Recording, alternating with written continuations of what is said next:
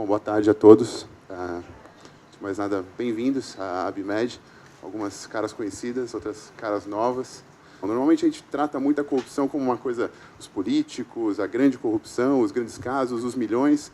E aí tem uma pesquisa, alguns de vocês podem ter visto, a CGU, a Controladoria Geral da União, divulgou isso aqui há algum tempo atrás também, que são as 10 práticas de corrupção mais comuns no Brasil. Alguém tem ideia de quais são? Alguém poderia citar uma prática? Não? Oi? Vaga, imposto de renda, propina para o guarda, mais alguma? Então, vamos lá, vamos começar pela primeira, então. A primeira é não dar nota fiscal, né, e suas variáveis. A gente sabe que tem o não dar nota fiscal, inclusive no nosso segmento a gente sabe que tem até alguns casos famosos de médicos que cobram um valor com nota, outro sem nota. Né. Tem o caso também do taxista que pergunta, e aí, doutor, quer a nota no valor de quanto? Né, no valor da corrida, de preferência. Né? Então, depois a gente tem o outro clássico também, não declarar no imposto de renda e suas variações. A multiplicação dos dependentes, o erro do valor da renda, os gastos médicos inflados e uma série de outros itens. Tudo isso também é corrupção. Depois a gente tem aqui o clássico, subornar o guarda, o cafezinho, a cervejinha do guarda, que todo mundo acha que é uma coisa inocente, que não tem vítima isso. Claro que tem vítima, a sociedade é vítima dessas práticas. Aqui, a quarta, que eu acho tipicamente brasileira, falsificar a carteirinha de estudante. Saiu até um vídeo esses dias, acho que no canal do Porta dos Fundos, falando exatamente desse fenômeno da meia entrada, que no Brasil todo mundo tem meia entrada. Como assim você vai pagar inteira? Você está louco? Você deve ter alguma coisa, algum benefício você tem que ter. Depois, a gente tem aqui o quinto caso, que é dar ou aceitar o troco errado. Quando alguém no Brasil devolve um dinheiro que ele recebeu a mais ou que foi esquecido, ele sai no Jornal Nacional. É um exemplo, é uma coisa incomum. Então, fazer o certo no Brasil é uma coisa tão estranha que vira caso de TV. Depois a gente tem aqui o no trabalho bater ponto pelo colega. Poxa, mas eu preciso sair mais cedo, eu vou buscar meu filho na escola, hoje tem jogo do Corinthians, tem sempre uma história assim. E tem casos na indústria da saúde de médicos que criavam dedinhos de silicone para bater o ponto para o outro e trabalhar no consultório privado. Então, quando a gente começa a pensar um pouco mais essas pequenas práticas, a gente entende que, na verdade, isso é um problema de fato. Comprar produtos falsificados, esse é outro esporte nacional. Eu dou treinamento de compliance praticamente toda semana. E eu acabo de dar o treinamento e encontro a pessoa comprando DVD pirata. O cabo falsificado para carregar o iPhone. E essa mesma pessoa que vai para Paulista protestar contra a corrupção. Eu acho que é um pouco desse pensamento que eu queria trazer. A terceira maior operadora de TV a cabo no Brasil, a GatoNet. Por que será que a TV a cabo custa tão caro? Será que, na verdade, não tem aí o custo embutido de uma série de pessoas que estão roubando o sinal? E, além do roubo do sinal, do fio, que era uma prática que eu acho que até é um pouco antiga, agora a gente tem os decodificadores. Então, a pessoa compra um canal básico, um pacote básico, e depois abre todos os canais, incluindo o Brasileirão e mais não sei o quê. E ainda as pessoas se orgulham. Outro dia tinha uma pessoa comentando comigo, falou, olha, o negócio é tão bom, o serviço deles é tão bom, que quando a net bloqueia, em menos de 24 horas eles divulgam um código na internet para desbloquear outra vez. Falei, que bom, o Customer Service é muito eficiente. E, por último, falsificar assinaturas, que também parece que é uma coisa simples. Poxa, meu chefe não está aqui, eu assino no lugar dele e resolvo o problema. E isso é um problema. E por que eu trouxe isso, na verdade? Que são práticas relativamente corriqueiras. Porque o corriqueiro é o que é considerado normal, que é o que todo mundo faz, que justifica a grande corrupção. Então, quando a gente vê um político pegando um jatinho da FAB para fazer implante de cabelo e todo mundo fica abismado com isso, não é nada diferente do que roubar a TV a cabo. Quando a gente vê um outro político que tem um contrato de consultoria estranho, que recebeu uma fortuna, mas é um bandido, tem para cadeia. Quem foi que elegeu esse político? Foram esses brasileiros que fazem essas práticas. Então, é mais para a gente pensar a respeito do assunto, entender que um pouco do que o Goulart falou, não é que simplesmente que a gente é parte desse processo, nós somos os agentes dessa mudança. Se essas pessoas, que somos nós, brasileiros, não liderarmos a mudança, ninguém vai fazer a mudança para a gente. Então, legal, uma série de temas sendo discutidos, finalmente, no Brasil, mas a gente tem que mudar isso de fato e dar os exemplos para as próximas gerações. Isso não pode ser normal. Tá? Fala um pouquinho da lei. Eu não vou falar da lei inteira, a gente poderia ficar aqui uma tarde toda falando sobre a lei anticorrupção, a lei Empresa Limpa, também como é chamada. Eu quero falar um pouco do contexto dela e quero falar um pouco do decreto que regulamentou essa lei, especialmente no que toca aos programas de compliance. A gente poderia falar da lei, aí os advogados vão entrar numa discussão imensa com respeito ao acordo de leniência. A gente poderia ficar aqui o resto da semana discutindo isso, mas não é isso que eu pretendo fazer aqui hoje. O que eu quero trazer para vocês é o que eu, ou vocês, como empresários, como associados de uma empresa, o que a gente tem que fazer na nossa empresa, o aspecto prático da lei. Tá? Aí o aspecto técnico, depois a gente pode trazer o grupo jurídico e ter uma discussão super técnica. Tá? Essa lei, qual o contexto dela? Primeiro, ela foi aprovada como parte de um compromisso do Brasil como signatário da Convenção da OCDE. Esse compromisso exigia que o Brasil tivesse uma lei que penalizasse empresas, né? Pessoas jurídicas, que até então a gente não tinha. Além disso, para quem se lembra um pouquinho, agora são tantas manifestações, a gente tem que colocar a data. Em 2013, a gente teve uma quantidade de manifestações e um porte das manifestações impressionante. Essas manifestações, de alguma maneira, ajudaram? Sim, mas o Brasil tinha uma data, já tinha passado dessa data, para cumprir com esse requerimento da OCDE. Então, esse foi o contexto da aprovação da Lei Empresa Limpa 12846. As influências. Para quem é que tem contato ou faz parte de empresa americana, o FCPA, a Lei Americana de Combate ao Suborno no Estrangeiro, não é novidade também. O FCPA é a grande influência da lei brasileira Empresa Limpa. A outra influência é uma lei mais recente, de 2011, chamada de UK Bribery Act, que é uma lei muito parecida com o FCPA, mas ainda mais agressiva, vamos chamar assim, porque ela também combate a corrupção no ambiente privado, enquanto a FCPA foca exclusivamente no ambiente público. A gente tem aqui as convenções da OCDE e as convenções da ONU, ou seja, é um combate à corrupção hoje em âmbito global, enquanto antigamente tinha alguns países isoladamente. Para quem está acompanhando o caso da FIFA, hoje em dia, é muito claro esse tipo de influência. Algumas características dessa lei, por isso que eu falei que eu não vou escrever a lei como um todo. A primeira é que ela se aplica, inclusive, fora do território brasileiro. Então, empresas brasileiras que cometem atos corruptos fora do Brasil também são sujeitas a penalidades de acordo com essa lei. A outra característica dela é que tem responsabilidade em dois âmbitos, civil e administrativo. E aí, eu não sou advogado, por isso que eu não entro no aspecto tão técnico da coisa, mas ela não tem um caráter criminal, até porque, de uma maneira muito prática, entende-se que se ela tivesse um caráter criminal, a penalidade demoraria anos, décadas ou talvez nunca. Então, por ter uma característica civil e administrativa, a penalidade chega muito mais rápido. E a responsabilidade objetiva, onde não é necessário provar a culpa da empresa, é necessário provar que aquele fato ocorreu. Então, isso muda muito a maneira de fazer as coisas. E o processo investigativo fica muito mais rápido também. Alguns esclarecimentos. Os atos lesivos incluem não somente a corrupção, mas outras práticas, como práticas corruptas relacionadas a licitações. Então, muita gente que já tem um programa de compliance, minha empresa é americana, minha empresa é inglesa, eu não preciso me preocupar com isso. Talvez não. É importante que você revise também o seu programa para entender se de fato ele cumpre com todos os aspectos da lei brasileira, e não só com o primeiro, que é o combate à corrupção. Depois, a gente tem a responsabilidade solidária das entidades do grupo econômico, ou seja, não fica restrita a uma subsidiária, e também a responsabilidade dos sucessores. No ambiente de fusões e aquisições, e eu vou falar um pouco mais disso, do que a gente tem que fazer no momento de uma aquisição, o sucessor é responsável pela prática corrupta ocorrida até então. Então, se amanhã ou depois a sua empresa for comprar uma empresa, muito importante o due diligence de aquisição. Saber quem você está comprando, porque você pode estar levando um baita problema para dentro de casa. De novo, o acordo de leniência é uma possibilidade, eu não vou entrar no aspecto técnico, porque essa sim acho que é a discussão mais longa dessa lei, mas existe sim a possibilidade das empresas celebrarem esses acordos.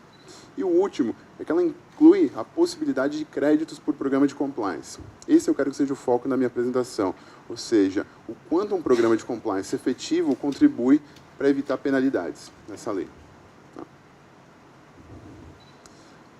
Essa é uma partezinha da lei. O que a lei fala? Serão levados em consideração na aplicação das sanções a existência de mecanismos e procedimentos internos de integridade, auditoria e incentivo à denúncia. O que ele está dizendo aqui? Serão levados em consideração. Não quer dizer que o fato de você ter qualquer programa de compliance de prateleira vai ser considerado para abonar da multa. Então, é importante que ele pode sim ser levado em consideração, mas ele também pode ser desconsiderado. Então, é uma possibilidade que a lei abre para a gente.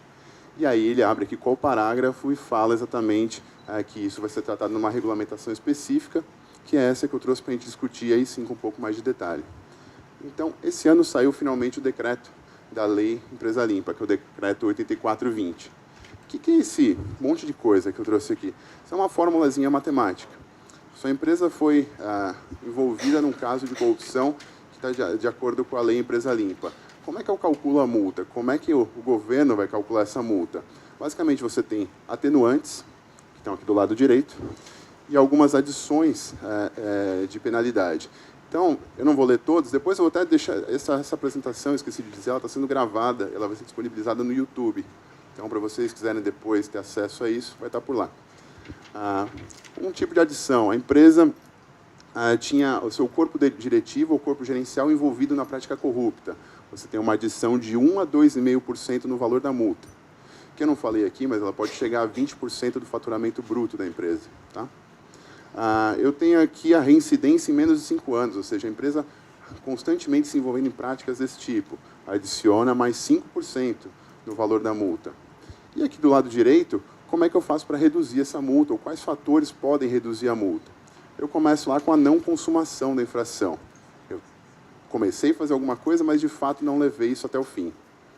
E aí tem uma série de itens. E o último aqui, que se vocês prestarem atenção, é o que dá o maior nível de crédito, que vai até 4%, é a existência de um programa efetivo de compliance. Então, existindo um programa de compliance efetivo na sua empresa, você pode reduzir uma multa bem significativa em até 4%. E isso é bom, na verdade, esse tipo de mecanismo, porque dá clareza na aplicação da lei, que era uma discussão enorme que tinha até então. Como é que você vai calibrar essa lei? Quais são os critérios? Ainda tem bastante discussão, mas já começa a ter alguma clareza. Quais são os parâmetros de avaliação? O que define um programa de compliance de prateleira? Um programa de compliance efetivo, que não é um de prateleira. Tem uma série de parâmetros, eu vou passar por eles aqui, mas, basicamente, é o que difere de um programa de prateleira. O que é um programa de prateleira? É aquele que as pessoas que trabalham no escritório de advogado já passaram por isso.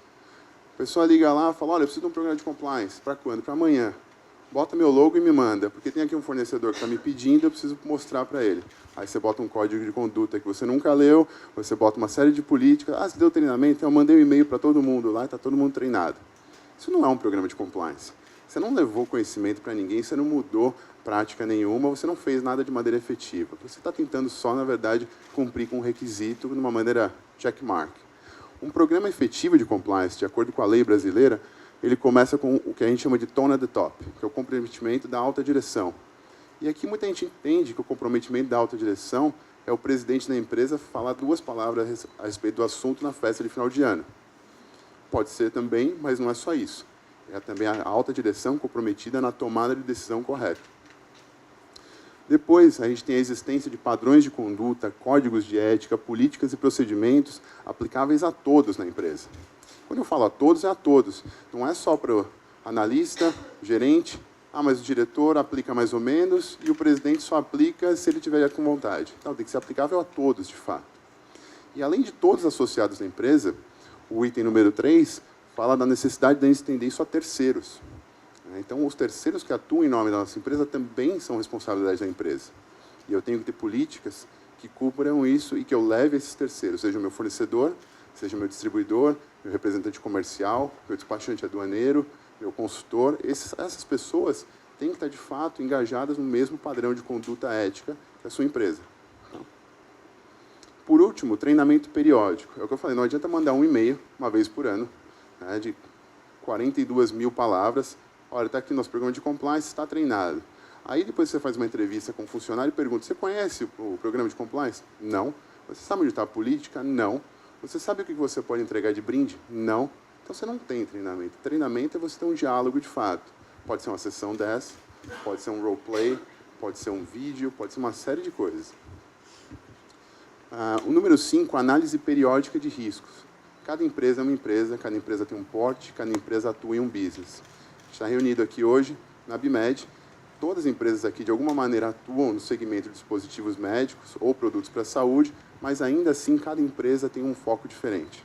Tem um porte diferente, tem um tipo de produto diferente, tem uma maneira de abordar o mercado diferente. Então, os riscos também são diferentes. O programa de compliance que eu implemento na minha empresa, talvez não sirva na sua de maneira igual. A gente tem que entender qual é o risco e implementar o programa de acordo com o risco, não o risco de acordo com o programa. O número 6, ele é muito inspirado na lei americana. São os registros contábeis que reflitam de forma completa e precisa as transações da pessoa jurídica. De uma maneira bem simples, primeiro, sem caixa 2. Acho que isso é óbvio, mas no Brasil, às vezes a gente tem que falar o óbvio. Caixa 2, não. E o segundo, se você pagou uma viagem, tem que ser contabilizado como uma viagem. Um treinamento, como treinamento. Um jantar, como jantar. E não como os gastos outros diversos, miscelâneos, naquela conta 999. Né? Que a gente nunca viu isso em nenhuma empresa, é claro. Outra coisa, controles internos que assegurem a pronta elaboração e confiabilidade dos relatórios e demonstrações financeiras da pessoa jurídica. Acho que a gente teve um caso bem interessante numa petroleira brasileira, onde aparentemente 3% dos ativos de uma unidade de negócio eram suborno contabilizados. E eles tiveram que ser baixados para resultado, que teve, acho que, um impacto, se eu não me engano, de uns 6 bilhões de dólares, mais ou menos, mais não sei quantos bilhões, 6 bilhões de reais, mais não sei quantos bilhões de reais de impairment. É disso aqui que a lei está falando, de criar controle interno para garantir a contabilização correta e um relatório, uma demonstração financeira adequada. Depois, procedimentos para prevenir fraude. Porque a pergunta que o Departamento de Justiça americano te faria, ou que o Ministério Público vai te fazer, o que você fez para prevenir? Ah, eu não tenho controle nenhum, eu tenho uma caixa cheia de dinheiro, cada um que passa leva um pouco. Desculpa, você não fez nada. Como é que você pode dizer que não é parte desse problema? Independência, estrutura e autoridade da instância interna responsável pelo programa de compliance, ou de integridade. Quer dizer isso, coloquei uma pessoa lá para ser o meu compliance officer. Quem é essa pessoa? Ele tem conhecimento? Ele tem autoridade? Ele tem recursos? Minha empresa tem 15 mil funcionários no Brasil, eu contratei uma pessoa que saiu ontem da faculdade para cuidar do programa de compliance, ele vai ficar naquela salinha lá perto do banheiro, não vai ter acesso à diretoria e ele não sabe o que está acontecendo. Ele é um compliance officer samambaia, ele só enfeita o departamento, e, na verdade, ele não faz nada. Canais de denúncias. Como é que a empresa toma conhecimento de denúncias? Ela tem um canal anônimo, ela divulga esse canal através de treinamento, ou simplesmente ela fala, está aqui minha política, mas se alguém descumprir a política, não me conta porque eu não quero saber. Como é que você divulga isso de maneira efetiva? O número 11 é um dos mais difíceis, especialmente de acordo com a legislação trabalhista brasileira. Medidas disciplinares, ou seja, detectei uma infração no meu programa de integridade, no meu programa de compliance. O que eu faço? Eu tenho que aplicar uma medida disciplinar. Não quer dizer que a gente vai demitir todo mundo, mas eu posso dar uma sanção verbal, um warning escrito, uma sanção escrita, ou eventualmente o desligamento, até por justa causa, e um tema bastante polêmico também. Mas eu não posso simplesmente detectar uma violação do meu programa de compliance, do meu código de conduta, e falar, olha, desculpa, foi mal, não faça outra vez. E a pessoa faz outra vez, e outra vez, e outra vez, mas afinal ele é o meu melhor vendedor, o ano está difícil, a economia não está crescendo, eu não vou mandar esse cara embora agora.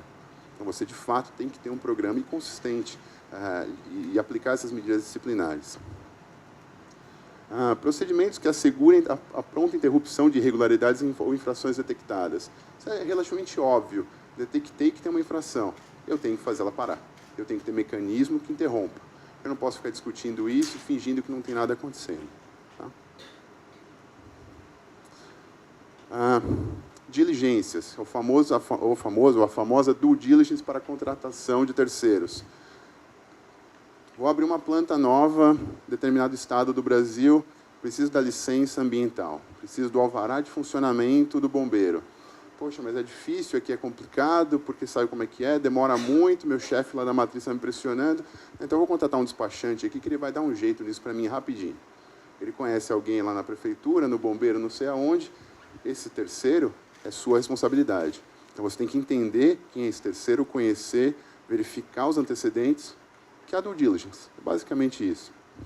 Depois, processo de fusões e aquisições, exatamente o que eu estava dizendo. Você pode estar comprando uma empresa que aparentemente parece ótima nos livros, nas suas operações, mas se ela está envolvida em práticas corruptas, você está comprando um baita de um problema. um baita no abacaxi.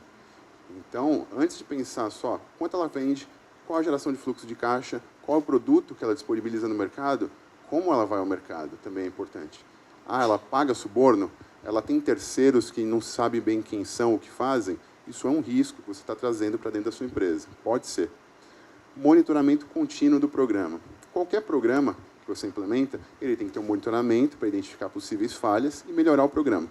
É um ciclo de implementação de projeto normal. Então, você tem que ter auditoria interna, alguém monitorando violações, falhas. Eu dou treinamento, depois eu monitoro. Aí eu identifico que a pessoa não entendeu e está fazendo alguma coisa errada. Eu volto para o meu treinamento, melhoro o meu treinamento. E isso é um ciclo de autogestão e de melhoria do programa de compliance. Ele nunca vai estar 100% perfeito, porque o ambiente muda, as pessoas mudam, a gente aprende com ele também. E esse é bem brasileiro, na verdade, transparência da pessoa jurídica quanto a doações para candidatos políticos. Isso aqui gerou toda uma discussão na regulamentação da lei por si só esse último ponto. E a gente sabe que essa discussão continua, porque não está nem ainda definido de fato no Brasil se as empresas poderão continuar contribuindo ou não para campanhas políticas. Tem uma série de discussões de reforma política, que a empresa vai poder doar para o partido, mas não para o candidato, mas esse é um tema ultra sensível. E aí é uma decisão, óbvio, de cada empresa contribuir ou não contribuir, até o momento que isso for legal, obviamente. Agora, se fizer a contribuição, contabilize de maneira adequada e divulgue de maneira adequada também. Outro dia eu estava palestrando num evento e uma pessoa me perguntou, mas, poxa, o que você acha da contribuição política? Eu falei, olha, se você fizer, tem um motivo válido, real e muito sólido para fazer. Porque em algum momento alguém vai te perguntar por que você doou para o partido ou para o candidato X. E você tem que ser capaz de explicar isso. E não se envergonhar dessa explicação. Então, enquanto for legal, é uma decisão das empresas de fazerem isso, mas tenha isso muito claro de que pode sim gerar algum questionamento. Maneira prática, tudo aquilo é o decreto de regulamentação. O que eu tenho que fazer na minha empresa? Se vocês levarem para dentro da empresa esses 8 itens, cobrem todos aqueles 3 slides de regulamentação da lei. Qual que é o primeiro? Mapear o risco. Como minha empresa faz negócio? Eu vendo para o governo? Eu não vendo para o governo? Eu compro do governo? Eu necessito de licenças? Eu me utilizo de terceiros? Qual a minha maneira de ir ao mercado? Eu tenho funcionários diretos? Eu me utilizo de distribuidores? O meu produto é regulado? Não é? Ou seja, eu preciso da Anvisa? Não preciso? Eu posso importar esses produtos? Eu importo produto radioativo? Entenda qual é o seu risco. Uma vez que você entender o seu risco, você consegue tratar esse risco. Tá? Segundo, reavaliação e atualização do programa de integridade existente. Imaginando que sua empresa tenha alguma coisa, reavalie. Se não tem nada, comece do começo. Eu tenho os riscos, eu tenho que combater esses riscos. Então, avalie seu programa, faça isso de uma maneira periódica, inclusive. Obviamente, incluindo políticas aí para canais de terceiros. Ponto 3. Controles internos, books and records. Inspiração da lei americana, garanta que as transações são contabilizadas de maneira adequada. Poxa, Denis, mas isso é óbvio. Não, não é óbvio. Porque quando a gente vai verificar isso, fazer uma auditoria numa empresa, você identifica transações contabilizadas de toda maneira. É a comissão daquele representante comercial que faz uma venda para um lugar meio estranho, que está contabilizada, na verdade, como despesa diversa, ou que está como despesa de treinamento e era uma comissão. Então, garanta que o seu contador saiba muito bem disso. Monitoramento e revisões periódicas do programa, ou seja, faça isso com uma frequência adequada. Não precisa ser todo mês, mas provavelmente pelo menos uma vez por ano é importante. Meu programa funciona, onde que ele está falhando, o que eu tenho que fazer, como é que eu melhoro isso, o que está acontecendo no ambiente, o que meus concorrentes estão fazendo. Na minha empresa a gente teve um exemplo interessante na China, um problema grande envolvendo terceiros com uma outra empresa do segmento que tem nada a ver com a gente. A primeira pergunta que a gente se fez é como o nosso programa cobre esses temas. Tentar aprender com os erros dos outros também. Tem alguma coisa que a gente precisa fazer para estar melhor nessa prática? Tem alguma coisa que está escapando aqui? E foi interessante que a gente fez um trabalho de revisão e a gente estava bem tranquilo, mas se a gente não tivesse feito essa revisão, poderia ser um problema. Comprometimento da alta diretoria da empresa, tone at the top. Eu diria que quando eu comecei a trabalhar com esse assunto de compliance, essa talvez fosse a parte mais difícil. Colocar na agenda do presidente da empresa que ele tinha que se preocupar com o tema combate à corrupção.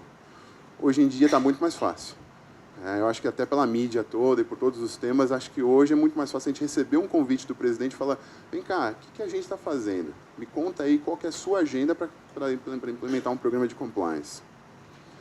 Depois, a criação de uma política anticorrupção. Por mais que a gente fale, que a gente treine, se não está escrito, qual é a regra do jogo? Qual que é a minha política? O que eu posso, o que eu não posso fazer? Pode ser o código de conduta. Muitas vezes o código de conduta das empresas ele cobre uma série de coisas, também corrupção. E aí pode ser importante você ter uma política específica. Se o código de conduta já for abrangente o suficiente, muito bem. Políticas de prevenção à retaliação. Você criou lá o seu hotline, seu canal de ética, seu canal de denúncia. Primeira denúncia que o candidato, que o funcionário coloca, vem alguém e manda ele embora. Espera aí, como é que você trata a denúncia? Ela é tratada de maneira confidencial? Ela é investigada? Ou você fica perseguindo o denunciante? É importante ter uma política e garantir a proteção ao denunciante. Obviamente, a gente sabe, denúncia, para quem já trabalhou com isso, tem muita denúncia vazia, tem muita denúncia, na verdade, que a pessoa tomou a bronca do chefe, ficou meio triste, etc. e tal. Mas é importante que a gente tenha uma política de combate à retaliação e investigue todas as denúncias. Por último, que eu acho que eu já falei disso, mas vale a pena reforçar, due diligence adequado em fusões e aquisições. Minha empresa vai comprar outra, minha empresa vai fazer uma joint venture fora do Brasil, dentro do Brasil, não importa. Garanta que você conheça o seu parceiro. Eu gosto da figura do avestruz, aquela história de enfiar a cabeça no buraco, falar, eu não sei quem é, não quero saber, não dá certo. Alguém vai te perguntar em algum momento. Os bancos, em geral, há vários anos já tem uma política chamada Know Your Customer, de combate à lavagem de dinheiro. O que está sendo discutido agora é uma política de Know Your Sponsor, para os políticos. Você recebeu dinheiro de alguém, saiba quem está doando para a sua campanha, que é sua responsabilidade. Porque aquela história depois, mas tudo bem, eu recebi dinheiro, não tem problema, então conheça seus parceiros, saiba com quem você faz negócio. Falando do código de conduta, propriamente dito. Algumas premissas. A primeira delas, a gente discutiu bastante isso, é assegurar a educação médica adequada. A gente sabe que a formação médica é um desafio no mundo inteiro, isso não é um problema do Brasil. Como eu garanto que o profissional de saúde, não só o médico, a enfermeira, o enfermeiro, fisioterapeuta, eles recebam treinamento a respeito de temas, em geral, na área da saúde, e também a utilização segura de produtos. Essa é uma premissa que a gente quis garantir nesse código de conduta. Segunda premissa, diálogo proativo com as entidades governamentais. No lançamento do código, para aqueles de vocês que estiveram por aqui, a gente teve presente um membro do Ministério Público Federal, a gente tinha algumas entidades, como o Instituto Ético aqui presente também, outras associações de indústria. Então, isso é super importante para a gente, garantir esse diálogo e não fingir que corrupção não é um problema no Brasil. A gente tem que discutir isso, tem que combater e tem que trabalhar para um país melhor. Depois, apoio à governança de terceiros. Por tudo isso que eu acabei de falar na lei, é importante levar também para os associados da ABMED algum tipo de guidance de como trabalhar com terceiros intermediários, para tentar, na verdade, resguardar e fazer as coisas de uma maneira segura. E, por último, a harmonização das práticas internacionais. Eu não sei quantas de vocês são empresas multinacionais, acho que grande parte, pelo que eu vi na lista, mas não todas.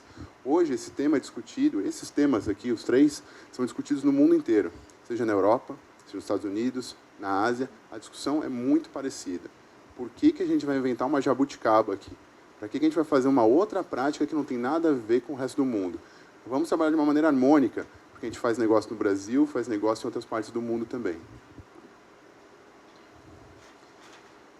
Começando pelo item que eu acho que foi um palco de maior discussão, foi o tópico mais acalorado na preparação do código.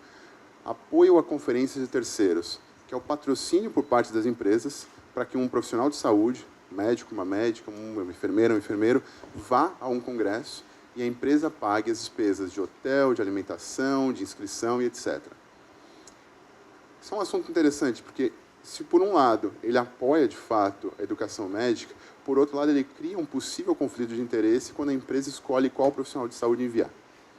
E essa é uma discussão no mundo inteiro. E ele é super difícil de controlar, porque como é que eu garanto que aquele médico que eu patrocinei para ir naquele evento lá em Paris, ele está de fato dentro do congresso ouvindo temas médicos e não está tirando foto na Torre Eiffel? Como é que eu garanto que eu patrocino educação médica e eu não estou patrocinando turismo médico? Essa é a discussão. Então, isso vem sendo discutido, os Estados Unidos discutiu isso primeiro e decidiu eliminar essa prática. Então, nos Estados Unidos, de uma maneira muito simples, é proibido que as empresas patrocinem os gastos financeiros, né, apoiem com dinheiro a participação de profissionais de saúde em eventos de terceiros. Tá? Eventos de terceiros, eu estou falando basicamente de congressos. Um treinamento de produto organizado pela sua empresa não é um problema. Qual foi a decisão aqui na ABMed? A primeira decisão que a gente tomou é de não recomendar essa prática, de imediato. Então, de imediato, a gente já não recomenda que as associadas da ABMed apoiem financeiramente a ida de profissionais de saúde a eventos de terceiros, mas não proíbe. A partir de janeiro de 2018, aí sim se torna proibido. De onde vem essa data? Essa data vem de dois motivos. Primeiro, ela é harmônica com uma decisão que a Eucomed, que é a Associação de Indústria da Europa, agora se fundindo com a EDMA, se tornando MedTech, tomou também de aplicar isso a partir de janeiro de 2018. Tá, mas não explicou o porquê da data. Por que essa data? A gente quer, na verdade, esse período do lançamento do Código Novo até a implementação dessa política, que a gente tenha tempo, de fato, para discutir um novo modelo de apoio à educação médica. Se eu não posso fazer assim, como eu vou fazer? Porque isso é uma premissa do nosso código, garantir a educação médica. E aí vem uma discussão com relação ao que se chama de modelo de apoio indireto, né, o patrocínio indireto. Normalmente, o que é o patrocínio indireto? São as empresas apoiando o organizador do evento.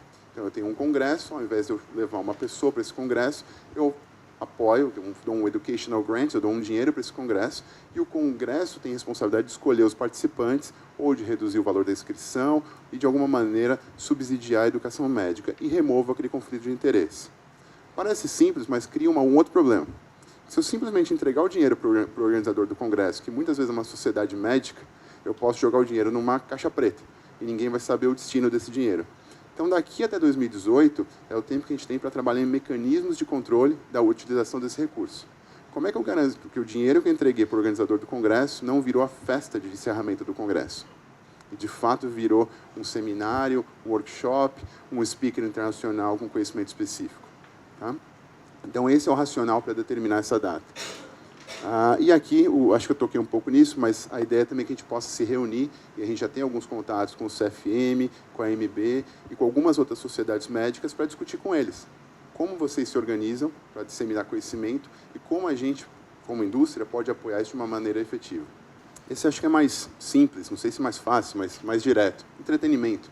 As empresas não podem prover entretenimento para profissionais da área de saúde ou funcionários públicos e equivalentes, e aí membros de partido político, ONG, etc. O que eu estou chamando de entretenimento? Historicamente, a gente vê isso de algumas traduções do inglês, e aí vem lá golfe, esqui, caça e etc. Quando a gente fez esse trabalho, inclusive envolvendo um escritório de advogados aqui do Brasil, a gente vamos entender um pouco mais quais são as atividades de entretenimento no Brasil. Teatro, entretenimento adulto, está na moda agora o tal do ficha rosa, é exatamente disso que a gente está falando aqui, não pode.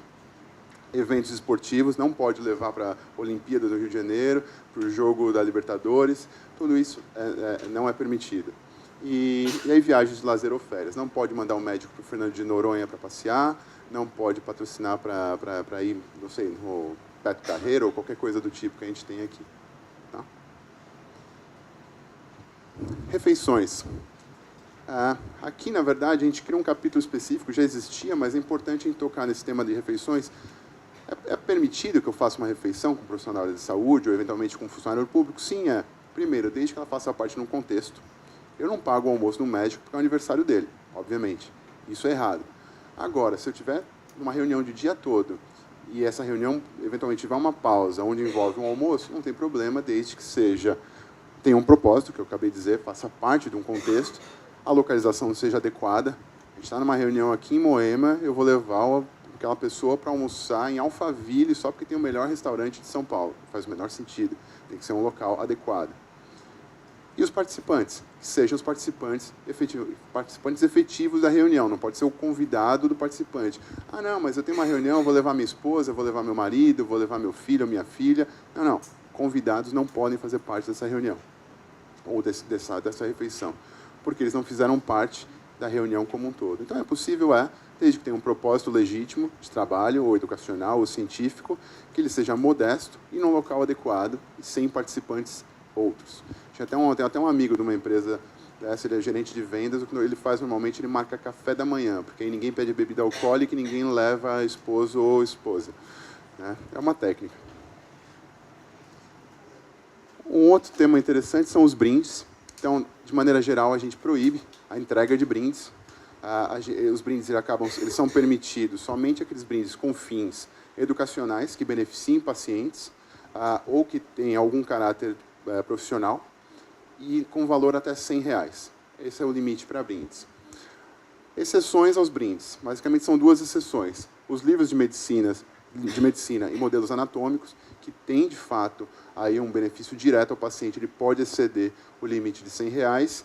E aí o que a gente chama de material promocional, que são aquela canetinha de plástico, o bloquinho de anotação, mas aí um material promocional básico. Sempre tem aquela perguntinha, posso entregar uma Mont Blanc? A resposta é não. Né? Então, já ouvi essa pergunta umas 1000 vezes. Aquela canetinha de plástico com o logo da empresa, que você entrega numa reunião de trabalho, isso não é um problema de acordo com o nosso código de conduta. Obviamente, se for uma caneta de alto valor, ou um bloco, sei lá, se existe um bloco de anotação, uma agenda cara, e me desculpe o pessoal que gosta de mundo digital, mas o iPad não pode. Tá? Tem gente que ainda... Terceiros. Falei bastante de terceiros da lei. O código também inclui um capítulo a respeito de terceiros e ele recomenda algumas práticas que estão totalmente alinhadas com a lei brasileira da empresa limpa. Primeira, que as empresas possuam políticas e procedimentos específicos para a gestão de terceiro. Segundo, que a empresa faça uma avaliação de risco desse terceiro. Da mesma maneira que nenhuma empresa é igual, os terceiros também não são iguais. O risco de um terceiro que cuida do meu desembaraço aduaneiro no Porto de Santos é diferente daquele outro terceiro que faz uma consultoria de, sei lá, de treinamento de RH. São terceiros diferentes, com risco diferentes, e eu tenho que tratar de maneira diferente também. A due diligence. Quem é esse terceiro? Com quem eu estou fazendo negócio? Quem é meu parceiro comercial aqui? Eu não posso dizer simplesmente, olha, o terceiro é um cara lá que faz negócio, eu não sei como, mas ele cumpre a cota todo mês. Não, não. Como ele cumpre? Quem é ele? Quem são os sócios? Ele tem uma operação física? Ele subcontrata? Tem história famosa aqui no Brasil da empresa de roupas, uma loja de roupas famosa, que subcontratava a produção, que depois era subcontratada, que subcontratava, e aí descobria que, na verdade, se contratava mão de obra escrava. Mais de uma, várias, na verdade. Até que tem uma que é super famosa. Mas várias empresas famosas, exatamente a mesma situação. A responsabilidade do contratante, ela segue a cadeia toda. Tá? Contrato. Tenha um contrato com o seu terceiro. Se você não tem um contrato, quem garante que ele sabe o que você espera dele? No Brasil, somos latinos, somos informais, é uma sociedade de relacionamento, a gente não gosta dessa burocracia, o pessoal tem medo de advogado. Faça um contrato. Porque o contrato, na verdade, ele é um pacto da vontade das duas partes. É isso. Se está claro, se está muito bem escrito o contrato, ninguém vai ter dúvida e ninguém vai sofrer com isso. E depois, numa dúvida, você pode sempre recorrer ao contrato. Eu contratei essa empresa para fazer isso e eu espero que ela não faça aquilo. Normalmente, os contratos, a boa prática é que você inclua uma cláusula anticorrupção, uma cláusula de direito de auditoria e uma cláusula de saída. Depois a gente pode discutir isso um pouco mais em detalhe em um outro momento. Treinamento. Ofereça treinamento para esses terceiros. Não é porque você sabe o que não pode ser feito que o seu terceiro também sabe.